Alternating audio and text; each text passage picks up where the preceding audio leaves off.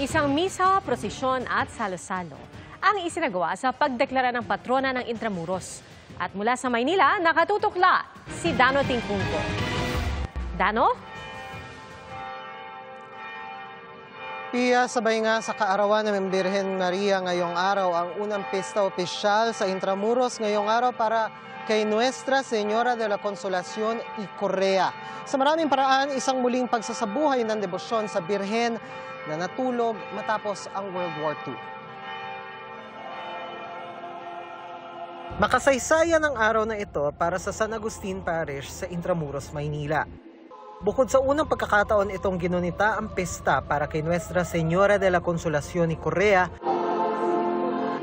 ngayon din siya opisyal na idineklarang patrona ng Intramuros.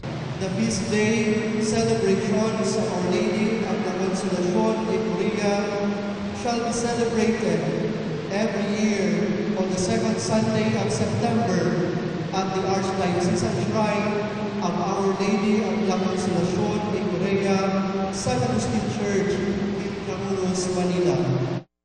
Buong weekend ang tinaguriang Dulce Septiembre o Sweet September, may misa at prosesyon at sinabayan ng salo-salo tulad ng Boodle Fight sa labas ng San Agustin Church.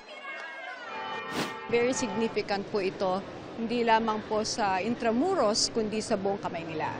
Ang San Agustin Church ay kasama po yan lagi sa mga tourist destination. Magiging malaki pong bahagi ang kapistahan.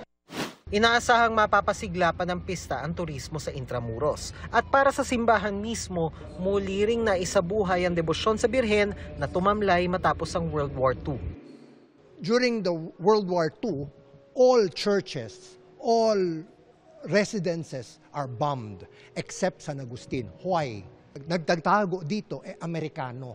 Pre-war, malakas ang debosyon. After war, lahat ng mga residente, lahat ng mga simbahan nasira, nawala ang mga deboto dito. Nawala yung debosyon.